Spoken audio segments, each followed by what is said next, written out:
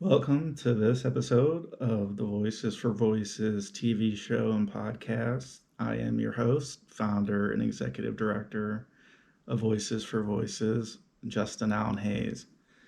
We're grateful that you're with us, watching, listening, uh, just being a part of the Voices for Voices movement. Thank you so much. Check out our merch shop, voicesforvoices.org. And then there's a drop down and you'll find the shop. Click that and it'll take you to our merch shop. We have so much great merchandise, from planners to cups to hats to t-shirts, and the list goes on. And we couldn't do this if it wasn't for the help and love and support that you all have given us over the course of time that Voices for Voices has been a part of the world. And we're marching towards that 300 episodes. And we'll hit that here by the end of 2025.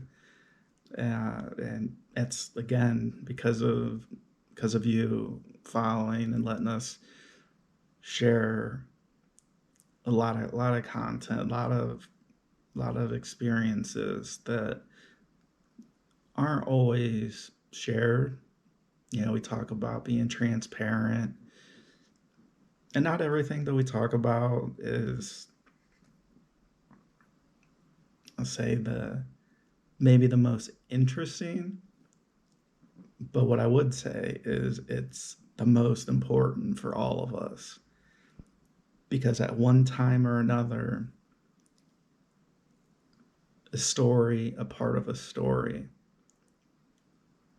maybe not in every single episode, but there have been over 175 episodes at this point, and that we may very well be in the 180s by the time that we publish this and drop this particular episode.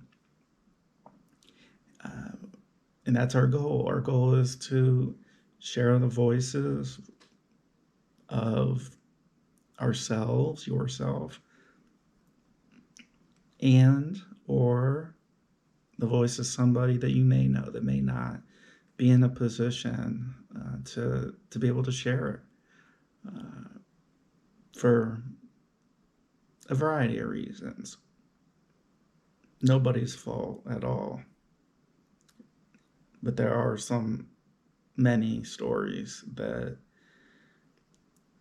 we learn about and we want to share, which is what has led us to additional content, not only here for the TV show and podcast, also for TikTok. We did that for the first time in 2024. And so you're seeing different content coming from different sources. And it's important. So that's why we share it. And we're grateful that you're with us. So on an earlier show, we were having the discussion about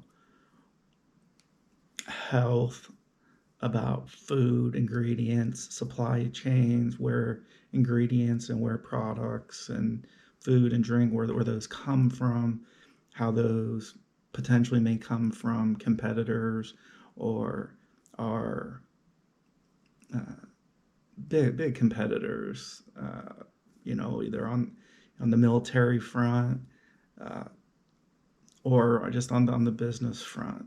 And we talked about how intelligence gathering and spies and all that goes on, and that if a particular country wanted to hurt a population in a certain area, and that certain area is consuming products from them, how easy it might be to slip things in there that shouldn't be in there.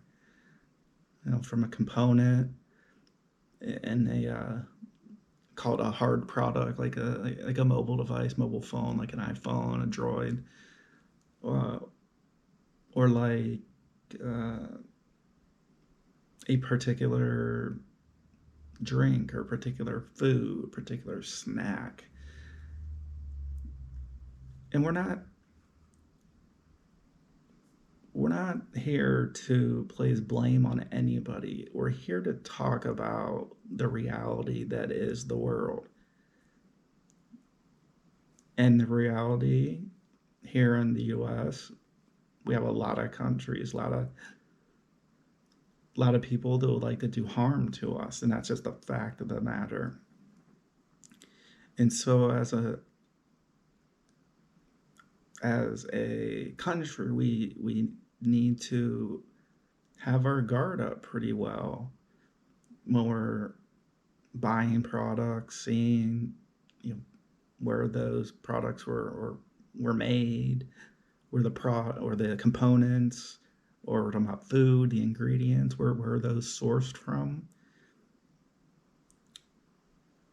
because we know for a fact here in the United States that we source a whole lot from other parts of the world, and that could and it is a liability. While we might not see on a day-to-day basis, it's a liability.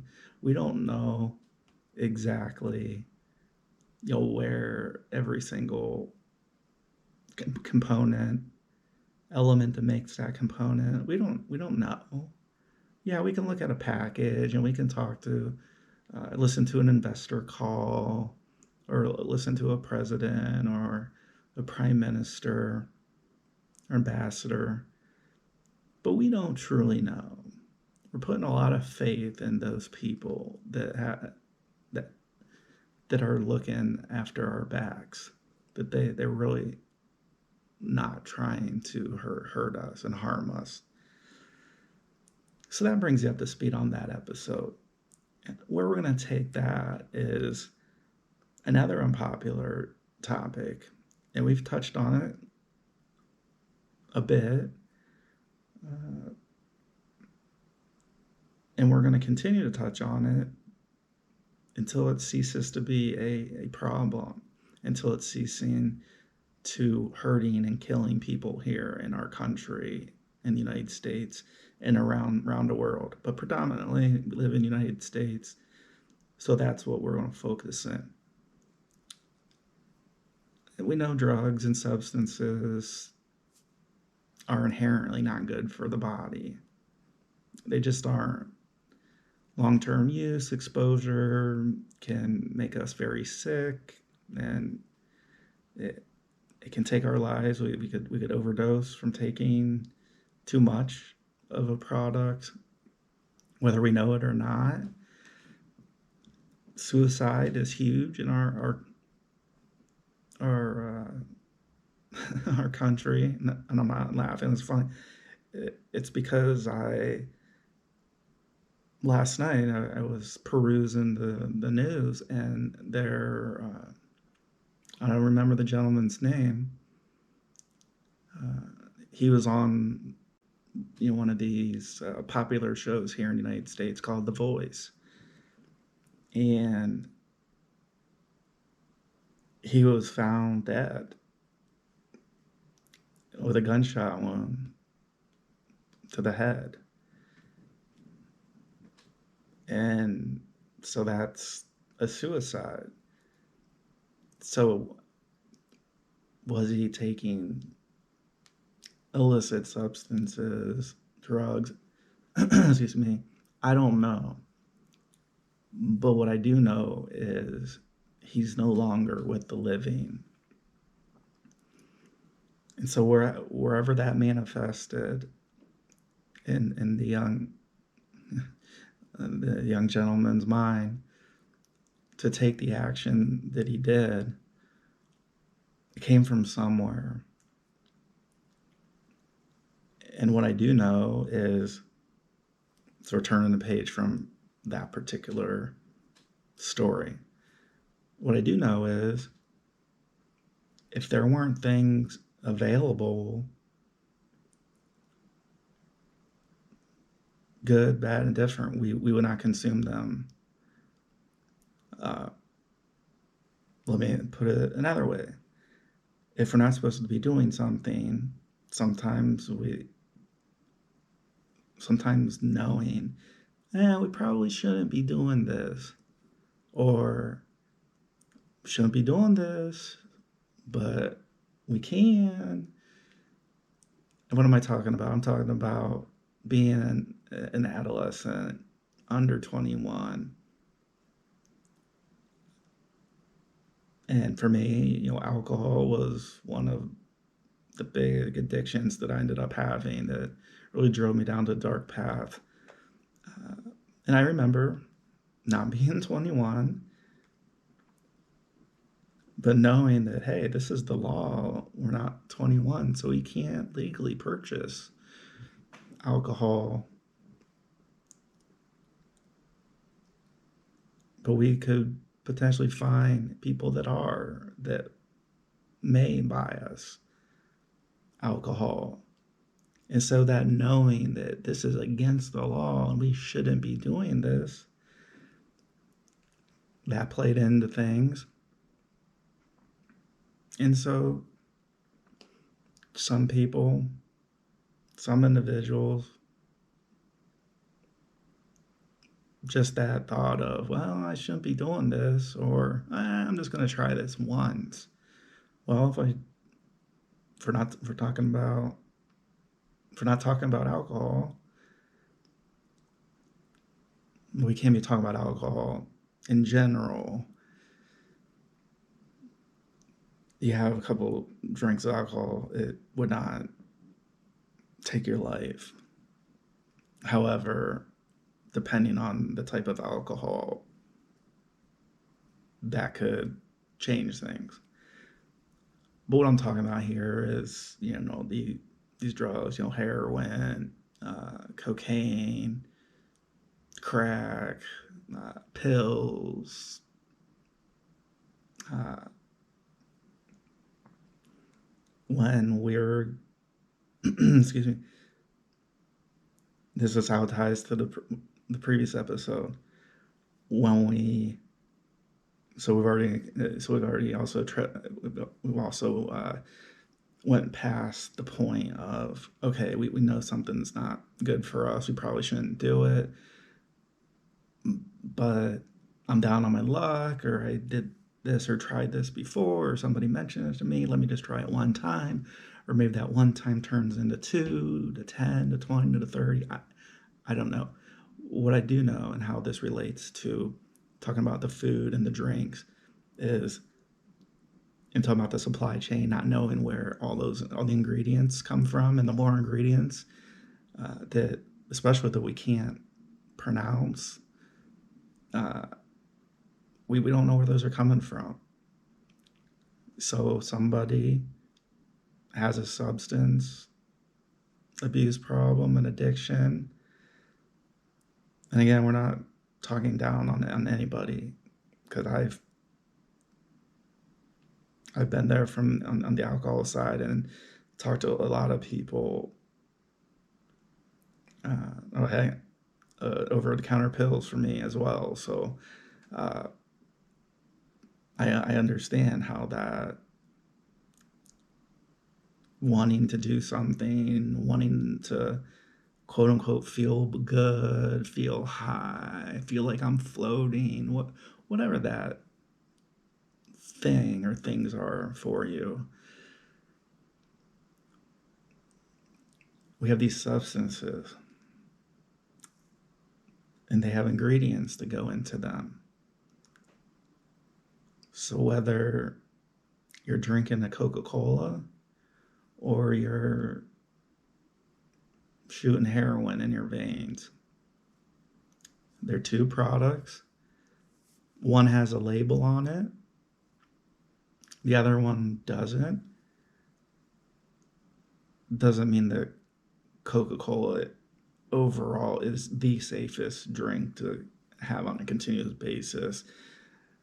But just making a comparison of a Coca-Cola, and I'm not trying to say Coca-Cola is dealing drugs at all, so don't take it out of context. A Coca-Cola with a label is it's a substance, it's a drink, it's a soda. And then you have heroin that somebody is shooting up. The person that's shooting up heroin, the only thing they know about the supply chain is who they purchased that from, who their dealer is. And is it the good stuff? Is it pure, which would mean it wouldn't be cut with anything? Or is it not pure, which we know a high percentage of substances are cut with something? We've had that previous episode where, I talked about if we have two of a substance, don't worry whether it's liters or ounces, you have two substances, two things that are not good for us to take. So we have two. I could sell that two for $200. Or I could cut, which means take a little bit of the first and a little bit of the second and put a filler in it. Just like we talk about vitamins. If we get, let's say, pure vitamin C, that's what we're looking for, is to have the closest thing to the purest form of when I'm talking about vitamin C. But the more fillers that a vitamin manufacturer, an organization puts in, they can make that two turn into two more and equals 4. And instead of selling those two for 200, they can sell 4 for 400 without adding any additional, in this case, let's call it vitamin C, to those. And so there's really, if you think about it, how you get 2 to 4 is you're really taking half, which really turns into half of one going into another and a half of the second one going into another. And so a product, a vitamin C capsule, instead of selling a 45 count, they could sell 90. And they could be making a larger profit because they didn't add additional vitamin C. They took, this pile of vitamin C and then they cut it. And so they put fillers in it. So go ahead, look at your vitamin bottles and see what's there. I've gotten to be way more pickier where the vitamins, I've done a couple things. One is I've gone from taking many different individual vitamins to condensing and taking AG1, Ancient Greens 1. It's great. I've been taking it. It's once a day. Mix it with a little bit of water, shake it up, you're good.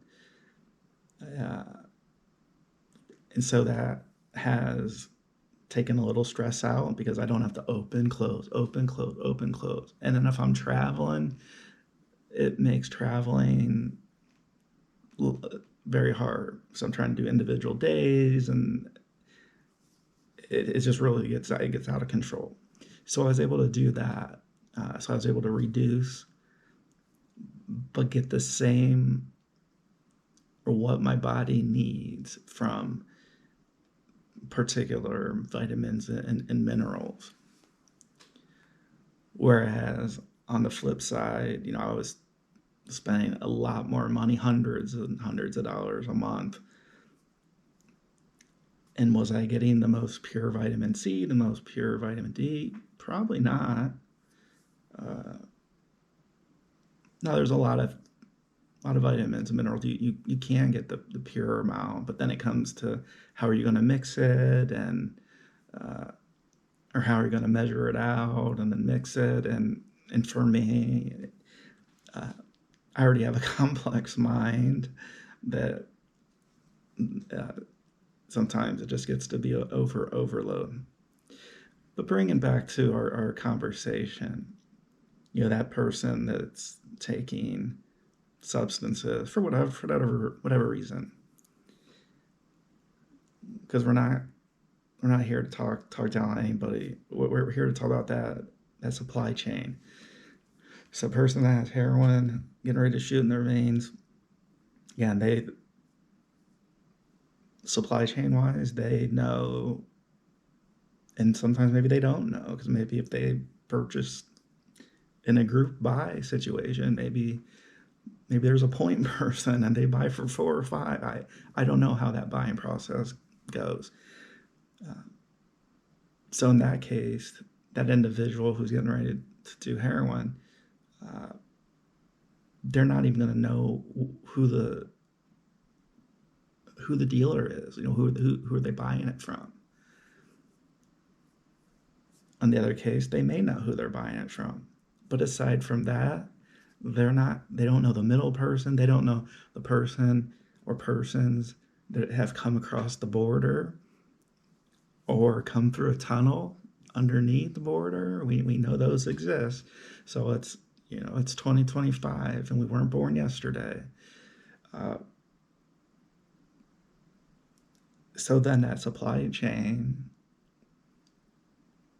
adds that layer of where are those elements going into the heroin coming from. Oh, yeah. And then that thing called fentanyl. And fentanyl comes from China. And China is way on one side of the world, and we're in the United States on the other side of the world. Somehow, some way, it finds its way here to the United States. It finds its way into substances, pure. People know that, hey, I know I'm taking fentanyl. And well, I know this so much hurt somebody, so I know that I don't want to take as much as that because I don't want to get hurt or end up in the hospital or worse. Or it could be in the substance. Oh yeah, I'm buying a cap of heroin.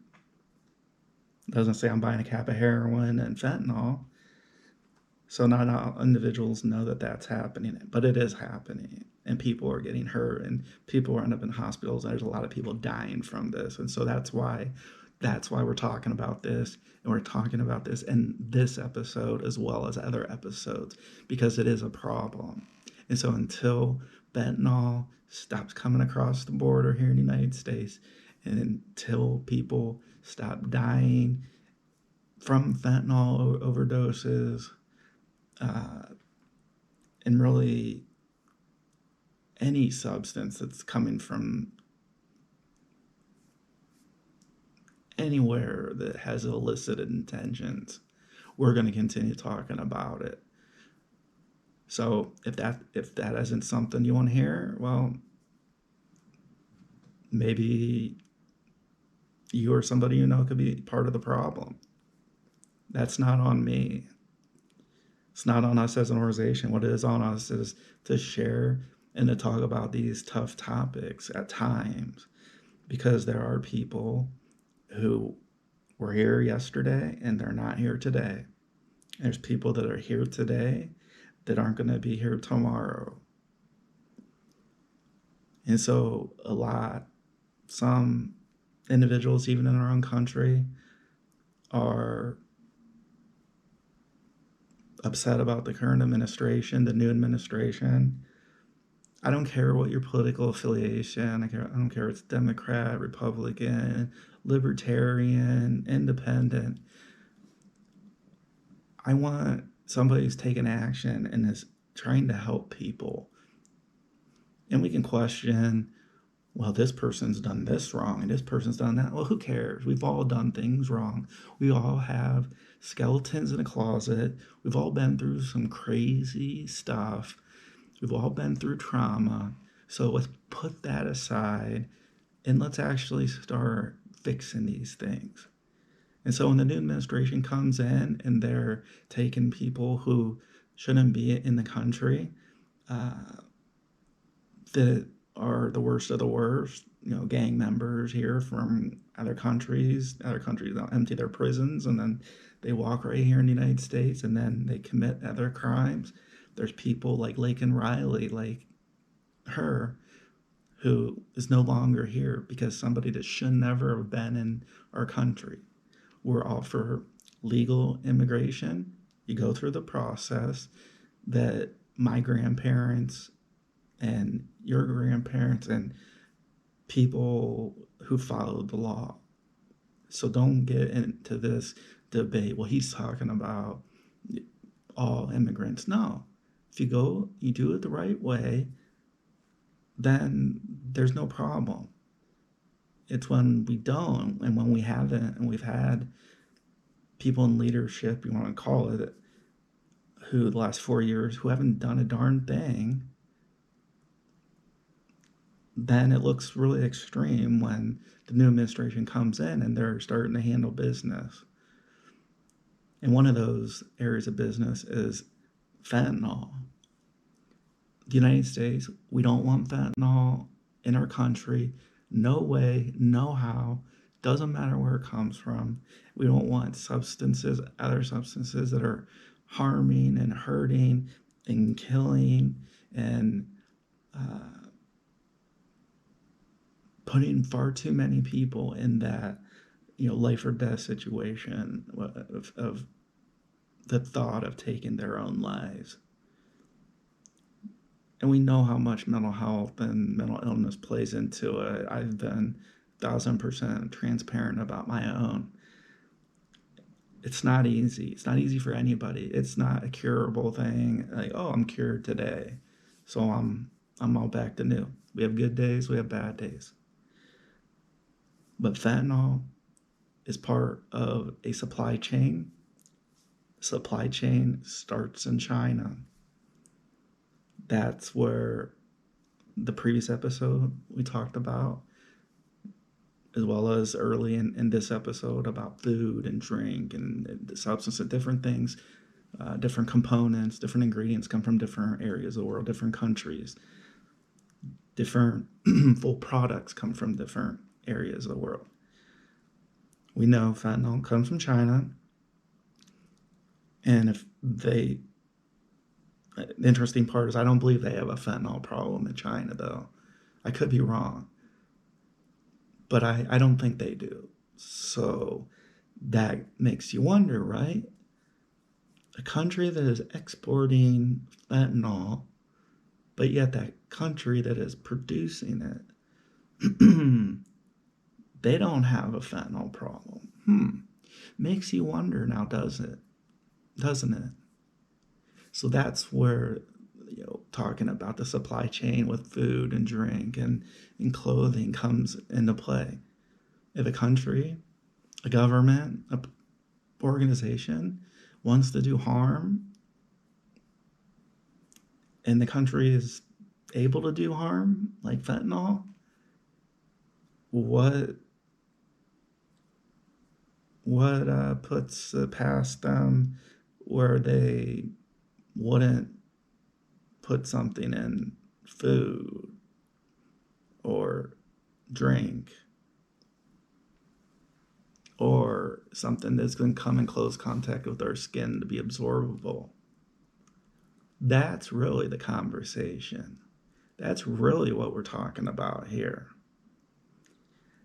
So Voices for Voices, by now, we're the real deal. We've made quite the statement here beginning of 2025. We thank you for joining us on our journey. If you could give us a big thumbs up, share, like, follow us, subscribe.